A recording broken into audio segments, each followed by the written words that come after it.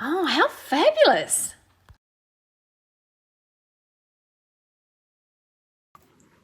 Hello, and welcome to How Fabulous by Toni and Co. I'm Toni, and in today's episode, I chat to the very fabulous Sally Brownbill from the Brownbill Effect right here in Melbourne. Now, Sal is one of those wonderful people. When you meet her, you just immediately want to get to know her more and find out all about her. She's a very generous spirit. Her business, we go into what that actually is all about, but essentially she connects people, she finds people, and she helps people across lots of different industries. So we'll find out more about the Brownbill Effect as well. Sal and I met many years ago through a photographer who thought that we should have known each other through the advertising industry. We hadn't.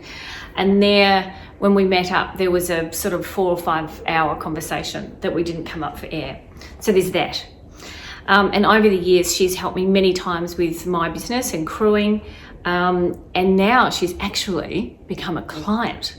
So I'm helping her with the interior design for a wonderful holiday home that her and her husband are building down in Peterborough, which brings me to, we will be talking about this special place that is Peterborough and what that means to her, and why the significance about that place.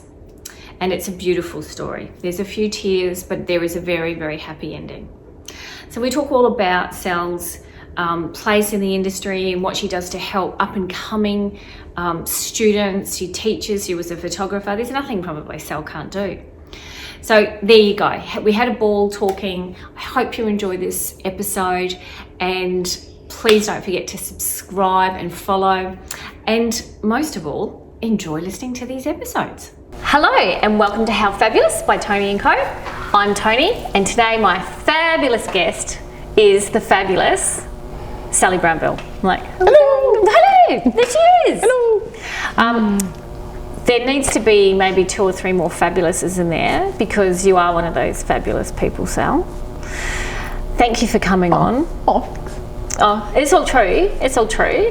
I will bet there's probably not one person. I wasn't very fabulous on the way here in the traffic, but now I feel a bit more fabulous now I've seen you. Yes, we did get a call and she was a little bit hissing and cussing because it's traffic in Melbourne. What are you going to do? You know, it is what it is. Dealt with it. Yeah, exactly. And now you're fine. So thank you. It's lovely to have you here. You have got probably 4 million stories about everything. Every time I speak to you, something has happened in your life. Yeah, it's like tattooed on my head.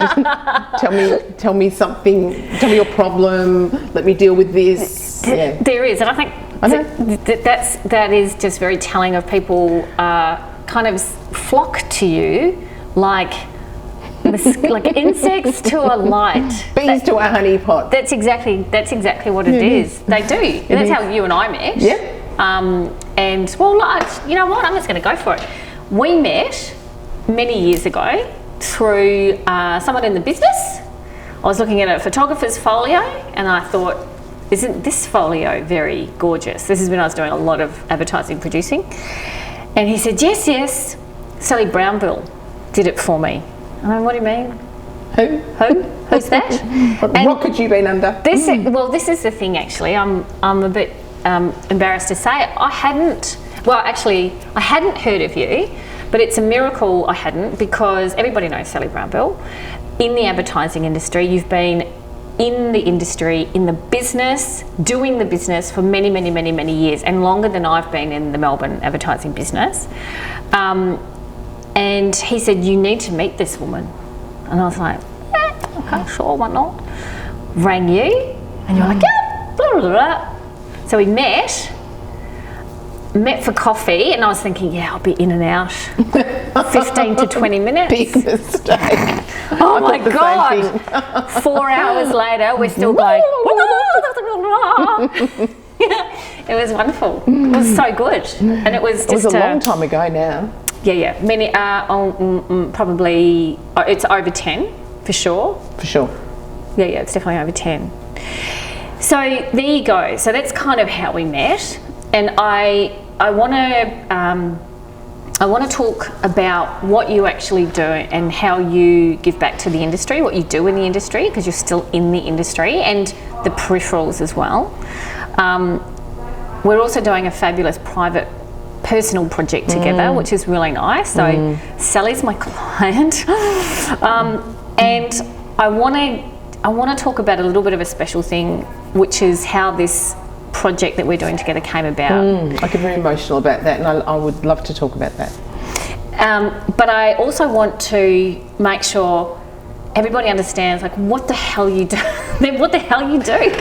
Like, what do you do? And also, I have to say, we wouldn't be here sitting in Gale Street Studios had it not been for the fabulous Brownbill Effect and Sally Brownbill, because that's this whole thing of, you know, people connecting. That is what you are about. And the gorgeous girls here today as well. This is it. The girls behind the camera, the girls editing. So many of my crew and staff have been via the Brownbill Effect over the years. But who better to tell us how that has happened than you? So tell us. How did it start? How does it start? It's a 25-year journey that I'm going to keep really short and simple. I started life out as a commercial photographer, and I worked here as an assistant, and I learned a lot about the industry from the beautiful Rick Wallace, who's no longer with us. In fact, many years later, at Martin and my wedding, I have to say that because Martin always says I was at the wedding when I say my wedding. At our wedding, when Rick photographed our wedding, my dad did the speech. I didn't know he took your... Yeah. Oh, they're beautiful. So he did these beautiful photos, and at that time, my dad said all her life she wanted to be a photographer. So she went to RMIT and studied photography. Then she started working with Rick, where she learned a little bit more about photography and a lot about life. And that has stayed with me. That's a beautiful thing to ever say about someone. We got married in 1997, and that has stayed with me forever, because what Rick gave to me was the gift of understanding about how to network and making connections. And so when I left Rick, I moved to England, and I worked in film and television for a long time over there, and I came back to Australia. That sounds highly glamorous. It wasn't as glamorous. I worked for Rolf Harris.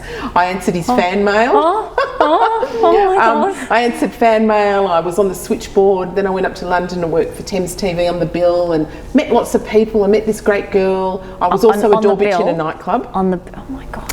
And I met this great girl there who we're still friends today, who worked in West End Theatre. So she got me a job in theatre. And, you know, back in the 80s and the early 90s in London, you know, everyone loved Australians because we just would do anything and we'd work. I feel like everybody still does. Yeah, because it's that work ethic, isn't it? It's that so. Really different thing of, you don't need 5 people to do one thing, maybe, generally speaking. I agree, and I think it's also about that I've never felt that I'm too good to do anything. Like, it's I'll get a coffee, yes, I'll change the toilet paper, I don't mind, I'll answer the switchboard. It's just about being around teams, and I really got to understand, especially over there, how teams worked well together and how teams didn't work well together.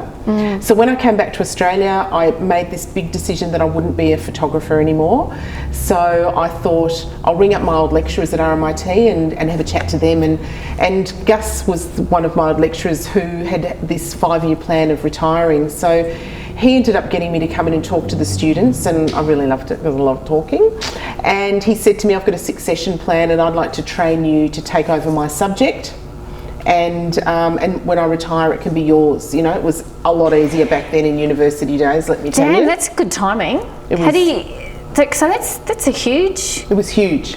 But not right person, not right place at the right time, because not everyone could have done that, I would suggest. And I think it was just, he knew me really well because I'd been his student, and the key thing to what I do now was my role there, apart from teaching the students, was to go out into industry and get old briefs that had been worked on, to bring them back in, to brief the advertising students, who would then brief the photography students, and then I would put them into teams to work together. So I'd sort of say, well, you're the art director, you're the photographer, you're the producer, you're the stylist, and pull this job together. And then I would be the client, but I would also bring in the creative director or art director or designer that had given me the original brief. And so then we would That's fantastic. Critique the students. That's fantastic. Do they still do that? So they don't do it anymore, but I did it for years and years and years. That's a shame. Look, I'm going to say around 12 or so years, but because that was in the mid-90s, so those guys and girls that I taught then now own their own advertising agencies and design studios, and it got me starting to network and understanding the power of networking. And I taught 2 full days a week because I only wanted to give 2 days to it. I taught from 9 a.m. to 9 p.m.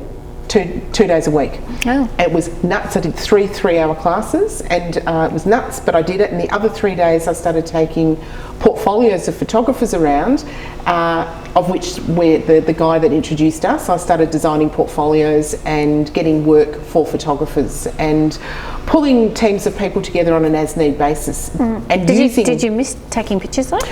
I have never missed taking pictures because I realised, and this is really interesting for anyone out there that is a creative, like I'm naturally a very creative person, but my photography, I realised, was not about shooting other people's ideas.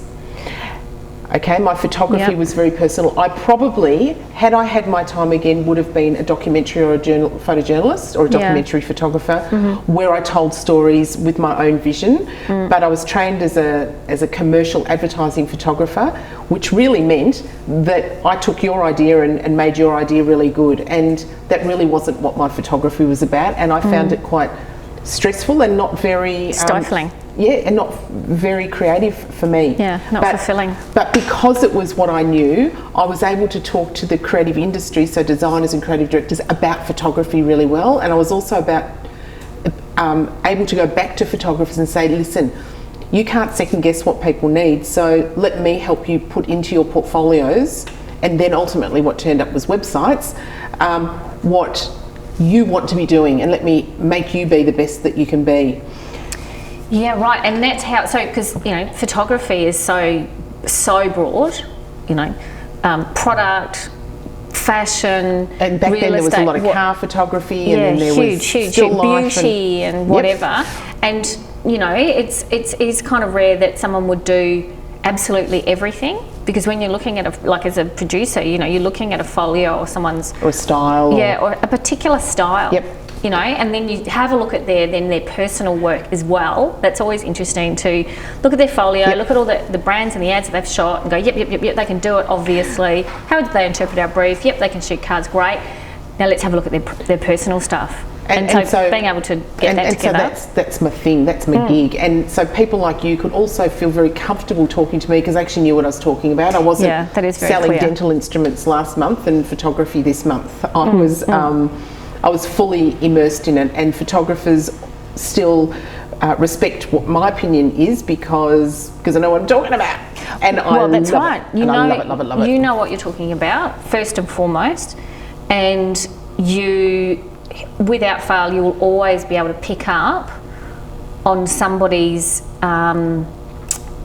their personality as well, and their strengths and weaknesses, and that's hugely important. And that's a really big thing, especially like I know I'm jumping over to your recruitment, but you're really good at being able to get through and work out who I am, outside of the fact that you know me as a friend, but as a producer or as a whatever it is I'm doing now, you go, that's what she's doing, she needs her, and also she needs someone who is not and does not have these things, and you're really good at being able to do that, and that's not something everybody can do. No, it's a real, it's because I love people. People, I'm interested in people. I get that this industry is never just about how talented you are. It's about communication. And I really get that. And so whilst it all started with photography, it then moved into design and advertising and illustration and videography. And then companies started calling me, and everyone would I became the go-to girl. So I was teaching 2 days a week. I was working in design studios doing new business for graphic design studios. So I'd moved across into design studios. I started designing portfolios, but I was still working for all those other people. And then in about 2010, 2011, my mum became unwell, and I wanted to spend a lot more time with her and help to nurse her before we got her into a nursing home where she ultimately passed away. I can say that now without... crying. And but throughout that time, I really looked at what I was doing and listening. And Monday, my husband said to me, you know, all these people that ring you and say, I need a studio, I need a producer, I need a stylist. Do you charge them? Do you, like, how do you know all that? And I said, no, I'm just connecting people. And he went, well, I think there might be a business in that. And I went, what a wise man he was. What a wise man. And so then I spoke to a few people in industry, and everyone said, God, we'd love it if there was some sort of directory that we could tap into. And I said, oh. So I did a little bit more research, because by this point there'd been years of me networking in the industry for RMIT and for these design studios. And also for the photographers. And so the network was massive, and it was growing, and all the students had been graduating were now in businesses and agencies, so they kept coming back to me, and I thought, right, here we go. So today what I do, and it started in 2011, the seed, it was launched in 2013, is the Brownbill Effect. So it's a number of things. I have a creative directory where businesses and individuals like yourself can have a listing, when I will network the arse off them and make introductions and connect people with each other. Fabulous, fabulous. In addition to that, I've got the assistant register, which is for current students and people that have recently graduated that want to work in the industry but train on the go, like I did with Rick. I feel very passionate about it. I have the education side to the business, where I consult with creatives at all stages of their career. They can be creatives that want to go to that next level. They can be business people that have always wanted to be in design or photography and don't know how to change up.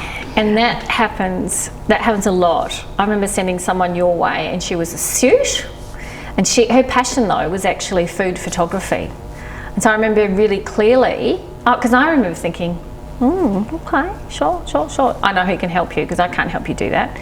Go and talk to Sally, and now does all this beautiful food styling. She's in there, and she's great.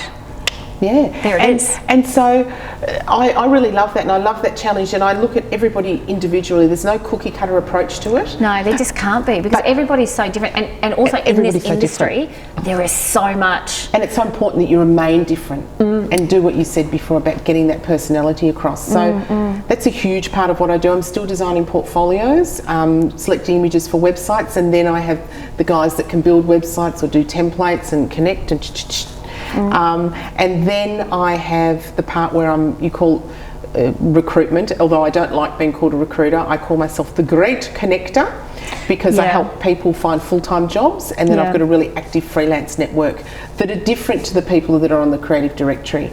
So at the end of the day, it's about making people the best that they can be.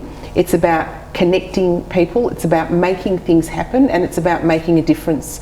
And the part about making the difference is the role that I play in education. So I work at a variety of universities. I sit on a lot of course advisory boards, and I work with young people to get them out into industry and be industry prepared. So I run a series of lectures on that, about how to pull portfolios together, how to put a CV together, how to present yourself, how to interview, answer questions that students have that perhaps they're not getting from when they're in the middle of doing a course. Their head is so far up their baton trying to do the course that the business of being a creative sort of escapes them, even if they're learning it. So I go in there, and in a sort of a really passionate and exciting way, I talk about the industry and about surviving in the industry, or just getting into the industry? About surviving in the industry, and about the whole industry is about connecting with people, and it's never, as I said before, it's never just about your raw talent. That absolutely plays a part, but it's about this. It's about getting on with people. It's about opportunities, and it's about connecting. And do you know what it's about? It's about a fire in your belly, and it's about having that hunger to want to learn and to want to make a difference. So, That's fantastic. I mean, I love it. I mean, I never studied anything, but gosh, it would have been. Just doing a bit of product placement for you. What do you mean, Sally? I'll just have a. I don't know what I mean. Oh gosh, neither do I. So I bounce out of bed every day, and I'm never bored, because every day is completely different. Every hour is completely different. Because you get to work with not only academics, but corporates, but creatives, but students. everybody. Yep. And then outside of that, if we're ever looking for something, Sal always knows someone who knows someone, or if I'm looking for a location even, oh my God, I'll go, Sal, do you know? And she'll know someone. And so what I've started doing is people that I've placed in full-time jobs, and another job will come in, and I think, oh, I've already placed that girl in that full-time job. I know, I'll ring that girl and see if she knows anyone else like her. Yeah. So, and it just keeps building and building, and now people just connect. They're doing the work for me because they're connecting other people and getting them to call me. Yeah. But it does take a special, it does take a special kind of person to be able to do that. You know, you obviously have bounds of energy. I actually don't know, because one of the only, okay, so let's just, you know, full disclosure, if I do one thing a weekend, that's it. I will have one social thing a weekend. That's day and night, right? So there's 2 days on the weekend, I'll have one thing, and then that's me. Then I like my downtime, because during the week I'm talking to people, I'm zooming to shopping, you know, whatever I'm doing, right? And then I go, no, enough.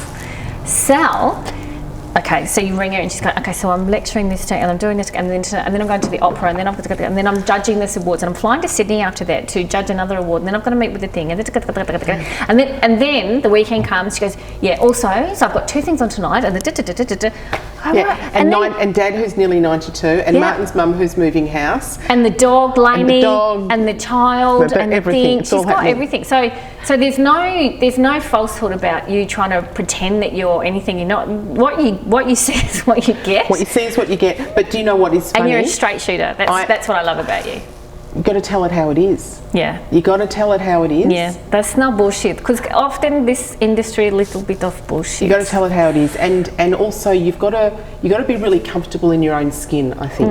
And being comfortable in your own skin allows you to be able to be really open and have, you know, full, robust conversations with people. Yeah. But yeah, my life is fully hectic.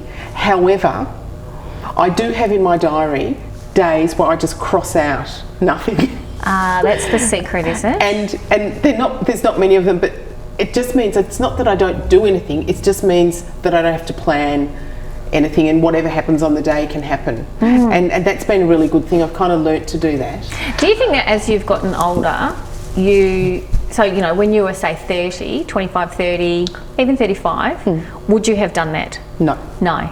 And neither because I was busy having a baby then, yeah. and Mum was really unwell, and, you know, so, and that was hectic. And I think being busy, the secret to being busy is I'm an incredibly good time manager. Yeah, and right. that's time management. And time management is the secret to this industry, and to being able to do everything that you want to do, and have a really full social life, and maintain constant friendships. Like you and I, we talk most mornings while I'm walking the dog at 7 o'clock. Right, we'll just have a quick conversation. Other girlfriends I'll call on the way home in the car. So the car's fantastic, because your girlfriends are, which is a really lovely segue to perhaps what we're going to talk about soon about Peterborough, but your girlfriends are such a huge part of your life. And your male friends, but your friendships, it's not all about business. And I think we can get so wound up in the minutiae of running the business that you have to have these extra friendships. Well, you're not extra, you have your friendships, which are hugely important, and sometimes they cross over into your work, which is really wonderful. Yeah, and I find that you would find that a lot, because you and I are both very, very, when we take something on, it is all about the heart as Scorpios. well. It's Scorpios. Hello. Hello. And it's very full on. But I say to you, I wouldn't change that. I operate very differently from my husband, for example, Virgo.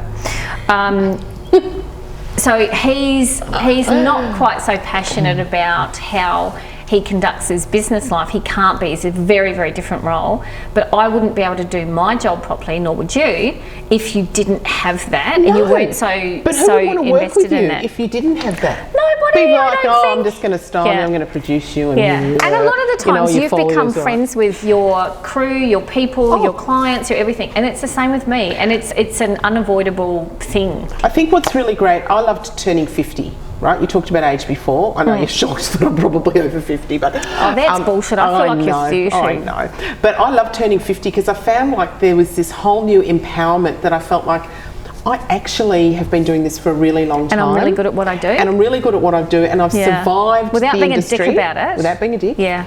And that I have a lot of intellectual property that people want to know, right? And 50 really was that cut off. I knew in my 40s I had it, but I felt like there was more of a gravitas when I turned 50, and which is a couple of years ago.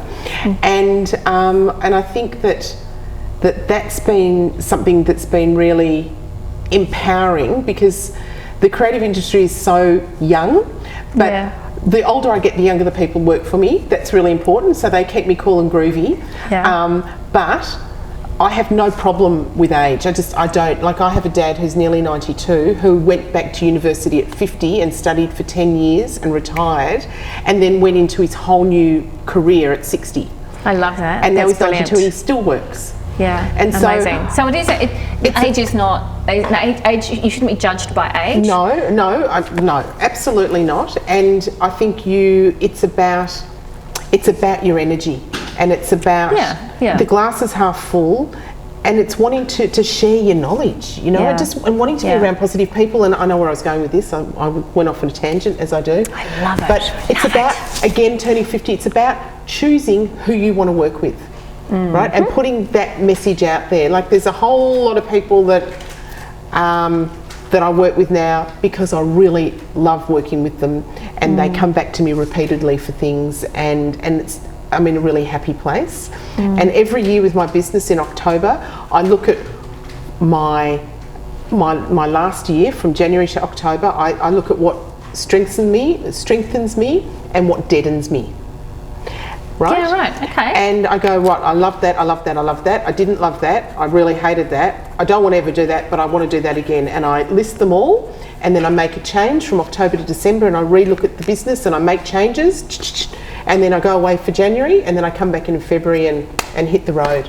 And I do it each year because each year, you know, things change, and where you want to be changes in life, and who we are changes as well, and who we are, and for sure. And I think COVID taught us a lot. I actually had a really fabulous time throughout COVID.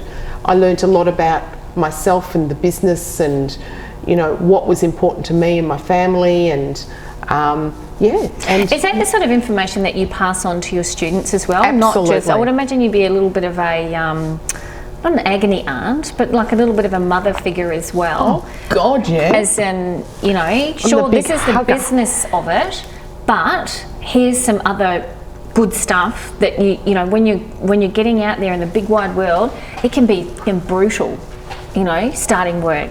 And if you don't bring your best attitude, that's not going to work, because you can be the best, whatever it might be. And so, do you make it? Is that part of your course of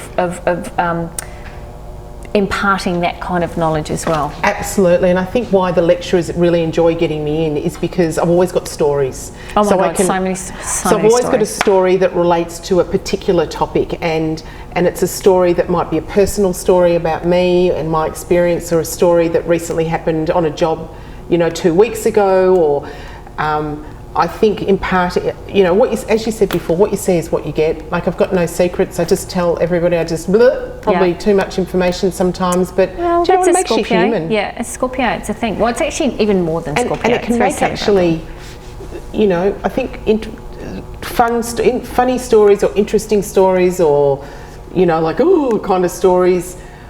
It's what you remember rather than cold hard facts. Like, I'm not about that.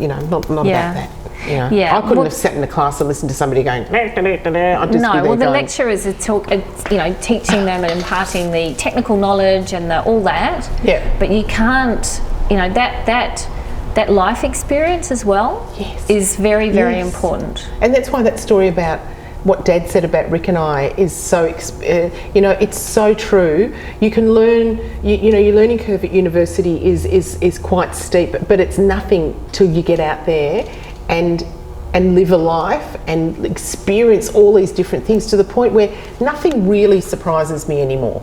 Yeah. You know, and there's no scenarios really that I haven't heard. And my job is, I see my job as to making each person feel as great as they can be about themselves, but also to get their personality and to be the best that they can be. And that's what the great joy is, because everybody's so different, and so many creatives are quite, even though they're confident and hugely talented, they are quite shy about that, and it's about letting them know that it's actually okay, you know. And if you don't blow your own trumpet, nobody else is, and the phone isn't going to ring if people don't know who you are. So you know, yes, you do have to get on a bit of social media. You don't have to become a social media guru, but it is a little bit of everything, and it's building blocks, and it's a little bit of phoning and a bit of emailing, and it's a bit of shaking hands or going to an exhibition or you know, connecting with people, picking up the phone. I mean, that's that's the way you and I mean, that was back in the day. Probably our phones were that big, maybe, or not. And they plugged into no, they didn't. Handbag. Plugged into a handbag. It was a massive one. Yeah, it wasn't that long ago. Now, so moving forward, so this is what you're doing now. Yep. And all of the massive things that you do. Sorry, a massive amount of things that you do that blow my head off. But then all of a sudden, okay, so hang on, let me go back. So for years, you've spoken to me about this amazing place called Peterborough. And I was like, yeah, Peterborough, great, sounds great. Where is it? And my sense of direction is appalling. Appalling. Can we just say that? It's appalling. I have people for that.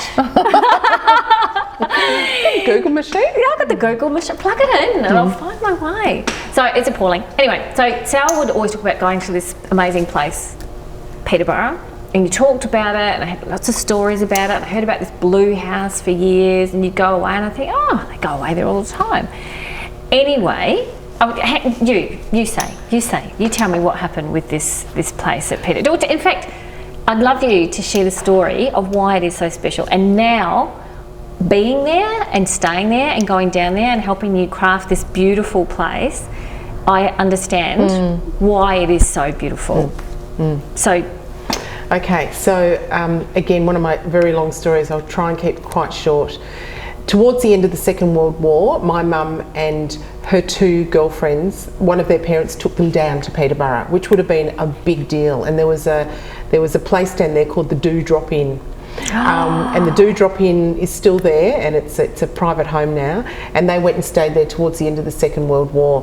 When the girls grew up, and they would have been in their early teens, when the girls grew up and they got a car, they decided to do a bit of a road trip, and they did a road trip which was probably dirt roads in those days, down the Great Ocean Road. So Peterborough is right down past the 12 Apostles at the end of the Great Ocean Road, and they went down there, and the three of them just loved it. Can you imagine the conversations that went down in that car, and what that car looked like, and what they were wearing? Oh yeah, Mum, we've got all of the Super 8 video. We've got the whole thing, we've got all the footage.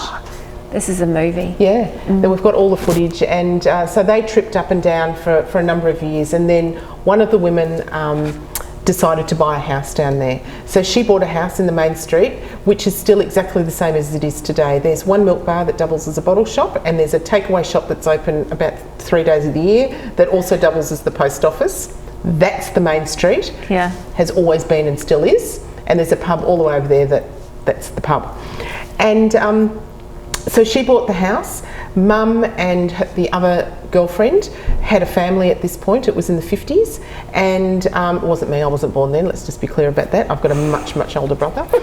And the lady that bought the house never had a family, so she said, this house is yours to holiday in. So they shared this house, and then I was born much, much later, and we all grew up in this house, and we all shared it, so that the families would all be there. It was loads of fun. There was no television, there was no telephone, there was no heating, it was Laminex floors, but we all had such fun. We were all at the beach, or we'd play bingo. Mum would get, piston dance on New Year's Eve, and we'd play bingo, and we'd cook, and it was just... And it is such a beautiful... It's quiet. And it's tiny. I mean, there's, 12 people living there. 12 people living there, and a 9-hole golf course. Yeah, and a 9-hole golf course. That goes across the road. Yeah, it goes across the road. You've got to walk across the road.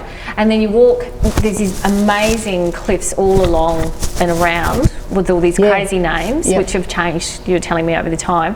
But there's just, you fossick for amazing pebbles and shells, and just the smell of it, and it's just a really beautiful place. It's a total getaway, and so we all grew up down there. And when Mum's family home was sold, she took some of the furniture into there, and it's still exactly the same today. So move forward many years. So these women in the Second World War went down there. They were born, that all of their houses sort of backed onto each other in Baldwin. They went down there in the Second World War. She bought this house. They shared this house their entire life. All the children grew up down there. My brother grew up, he's much older than me. He bought a block of land and a house. One of the third woman bought a block of land and built a house. And I went to live overseas. So there was a number of years where I didn't go to Peterborough.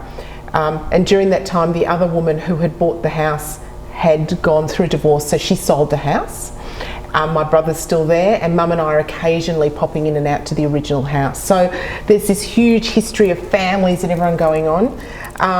And move forward again, probably another 20 or 30 years, and Mum's friend dies, the one who had bought her own house, built her own house. She passes away. Then Mum passes away. And then the lady who had bought the original house passes away. So they were all born together, and then they all passed away together within a year of each other. And it was incredibly emotional, and my brother and I got Mum's ashes, and we scattered her ashes. Here we go. We scattered her ashes down there at Peterborough because that was her wish. So Mum had dementia, so dementia is the long goodbye. I guess that's the best way to describe it. So we had a lot of time to talk to her about what she wanted, and she really wanted that. So there you think the story ends, but it doesn't. Hang on, sorry. It doesn't. Sorry. About a year later, I get a phone call from this solicitor that says to me, "Hi, Sally Brownbill," and I said yes, and he said, "I'm just letting you know that the estate has been settled of the last woman that passed away." And I said, "Right," and he said, "She left your mother money." I'm sorry, here I got really emotional. And the other woman money. So she left quite a substantial amount of money to both the women that she bought the original house with. And so one of the daughters of the other woman, she bought back her mother's original house. Oh shit. And I bought a block of land. Or Martin and I did, my husband. And we decided to invest the money back into Peterborough. And then throughout COVID, when we were starting to think about it all, we bought the block of land. We'd had it for a number of years now because they all passed away around 6, 7, 8 years ago. We thought, right, we're not going to be doing much travel. Our daughter's finished at school. We don't have school fees anymore. Let's design a house. So Martin and I designed the house whilst we had been renting a long-term rental over the road, which is known as the Blue House. The Blue House, because it's blue. Because it's blue. Everything's in its blue. It's a blue couch. It's got a blue corduroy couch. Yeah, it's blue. Just blue. And everyone goes, blue. Why is it the Blue House? It's because it's blue. Like it's blue. And we'd sit there and we'd bought the block of land over the road, which has these unadulterated views of the Curtis River. Oh, it's stunning. And we designed our own house, and we got a draftsman from Warrnambool to put our ideas into this house, and we knew the builder, and he put his ideas and everything. And then I rang you and said, "Okay, we're going to build this house. Let's go, baby." And there we are. So that's the really beautiful story about Peterborough and how incredibly special it is. And my husband loves it, and my daughter loves it, and her partner loves it, and the dog loves it, and everyone loves it. I love it. You love it. And you kind of got to love it to understand it. It's not the place. I remember once. It's not lawn. You don't go there if you want to, the lawn vibe. There's no restaurants, there's no bars, there's no EFTPOS machine. Recently we got a coffee a stand, a coffee. We can have coffee down there now. Recently, it was Nescafe or nothing else. Yeah. And we were okay with that. Yeah. And you can have beautiful hot summers and freezing cold winters, and you can have them all in one day. It just feels delightful though. And I remember the first time I went down there, and I actually took your beautiful mother-in-law, and it was like Thelma and Louise. It was just the best time. We were burning down there because it took like 4 hours or something. And we just gas bagged the whole way, and you stop, and we had a Florentine and a coffee, and we drove in there. We got dressed straight away, and we went for a walk, didn't we? And I just looking around, it is just it's a really I would actually say it feels quite magical. I actually didn't know what to expect, but it has a very calm and peaceful vibe. It doesn't even sound right saying vibe. It's the place that I go that my shoulders get further away from my ears as I go across the bridge when we drive in there. And that's part of this whole, when I talk about, I cross out days where I don't know anything. Well, they're going to be more Peterborough days because we're leaving again this weekend. We're checking the plaster's been done now. And I can't wait. And it's been lovely working with, all of your trade people down there, gorgeous? And they're local. Yep, so everything's local. We've done everything. The builder's beautiful. You're the only non-local thing about the house. But they've accepted you. They have welcomed in this city designer person. And how funny was it when we were down there trying to work out the shower? So where the flick mixer was going to go in the shower. Hilarious. So every tradie that came in, we go, okay, so how do you have a shower? Yeah. We had the one guy going, listen, you can put it under there because I do it with my slippers on every day and I don't get wet. And we go, you can't not do that. Yeah. And there was a whole big thing. And then it was like, it's got to go there. And Gotta go there, gotta go there, gotta go there. So Matt, I rang him the other day and I said, where'd you put the flick mixer? And he goes, you were going to find out when you come down. So I still don't know where it is. ...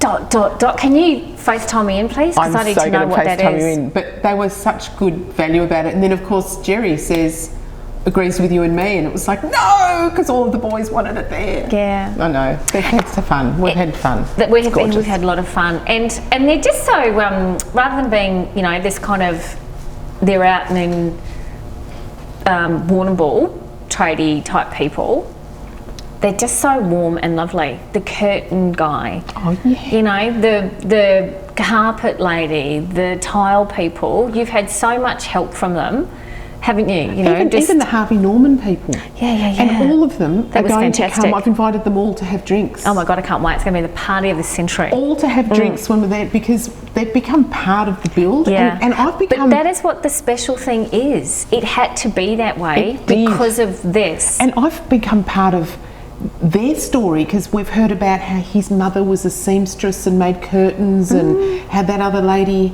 had surgery, and so I now know all of their life stories. Yeah. And you're not even. This isn't even the Brownbill Effect. This is another whole thing. This is how Sally operates. I love it. And so there's the big hug, and it's like, oh, have you over when it's built? And they're going, oh, really? And we're going to have vats and vats of champagne for all these people that she's invited. Because they've all been so good picking tiles and carpets and giving me samples when they're not meant to, and I sneak the samples back in, and all that sort of stuff. And just dealing with the locals has just been a divine experience because I'm ringing from Albion going, and like Friday I'm flying down there, and I said, I've got to get back to the house so I can... Sally from the city's coming down. Sally from the city, and Jerry's there going, right, well, you can come in and we can do this, and it's like, okay. And they fit me in, or they come up to the house because Warrnambool's about 45 minutes from Peterborough, and they all come up to help, And having you there, it's just been so much fun. We've had so much fun,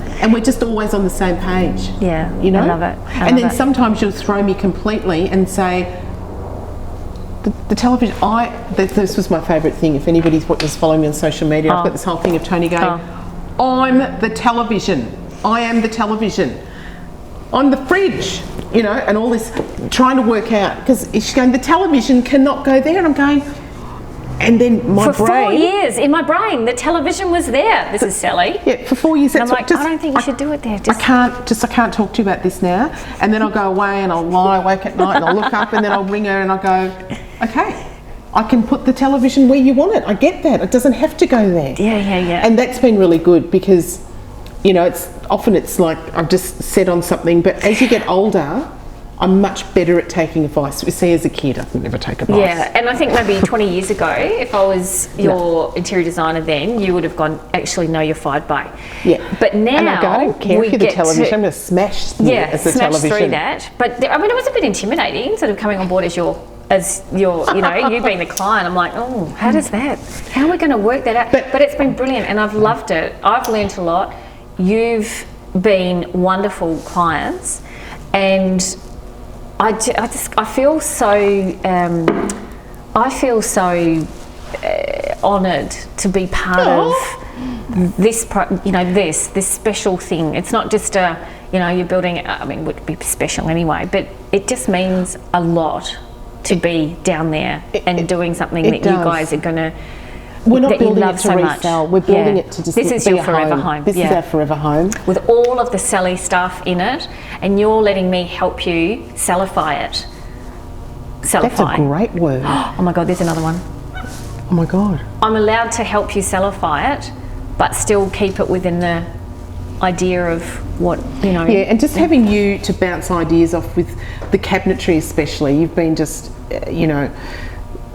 just things like, does the dishwasher, is there enough room for it to open up and it's not going to hit the bench? Just even those sorts of things have been fantastic. Or I'll go, the other day I was at a restaurant with my daughter Lil, and I saw this fantastic light and I photographed it and I texted it to Toni. I said, this is what I want on this light. So she, and then you find it on wherever you found it for like a 15th of the price that I'd been seeing. Bought it, done next, and I'll take a picture, and that's just been fantastic because I don't have time to run around, and even the whole rug scenario. What about that? Oh my God, so much. I can't wait till we actually can get. So this will be another thing. The girls will be coming down. We'll all come down and we'll film the shit out of it, and because it's just, it's just such it's going to be a beautiful home, a beautiful home, and the views with the cows and the thing and the river and the. What about the cockatoos down there last time we were there? Oh my God, so many! Wasn't that wild? It was wild. Just like, it was like everything's wild about that place. Everything's wild, and do you know what? I'm going to give my age away. I'm 54. I'm okay with that, and. For 54 years, even before, when I was in Mum's tummy, I go down, I don't remember that, so that was silly, I don't even know why I said that, but it's never the same. Yeah, right. It's the same, but it's always different. Like, what's the weather doing, and what are the waves doing, and, What's going to be brought up onto to the beach? Yeah, what's going to be? Is this beach going to have lots of seaweed in it? Can I walk the dog around? Are the tides high? The dog's low? Do I go to that beach? Which way's the wind blowing? Yeah. And it always. I mean, not that I've been there heaps and heaps and heaps of times, but whenever I come back, I feel clear-headed. Yep. That's the thing, and that's a really nice. And that's what doesn't change. What doesn't change is the peacefulness, and you don't have day trippers popping in like on the peninsula, and it's not set up for that. No, never will be, will it? No, and it's that place to completely just get away and just regroup and just revitalise yourself and to think, just have time to think. And one of my favourite rooms is going to be the snug. The cuddle room? The cuddle room. Oh, is it the cuddle room? Snuggle room. The snuggle room. You thought it was the cuddle. Martin calls it the snug, so we called it the snuggle room. Snuggle room. Because there's that like 4 metre wall of, it's a bookshelf. Books, yeah. Oh my God, I just can't even get over that. We might have to put it into a design magazine or something like that. It's pretty schmick. It's going to be pretty gorgeous. And do you know what?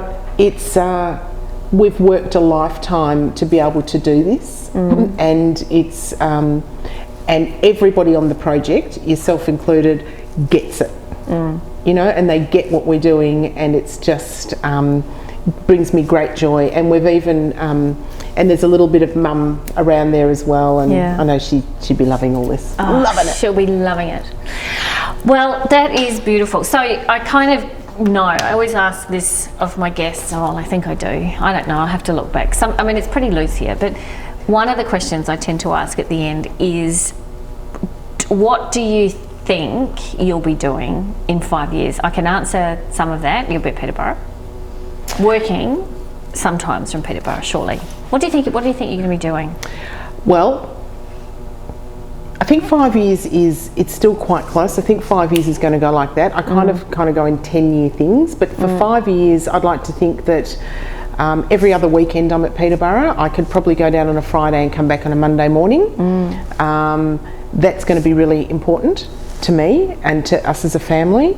That I don't see me doing a whole lot different than what I'm doing now. Yeah, I don't either. I can't imagine you not being part of and doing what you're doing. I feel like help these people. Where I'm at the moment, I'm really happy. I think if you'd asked me that 10 years ago, I had this notion that I might get back into film and television because I do really love that. And but I think where I'm at the moment is being able to be pivotal in helping people's career journeys is a very special place for me to be, and I feel very honoured to be able to do that. And I get great pleasure out of it. And the education side of it I've always loved because, you know, hey, I've got a captive audience, you know, they've got to listen to me.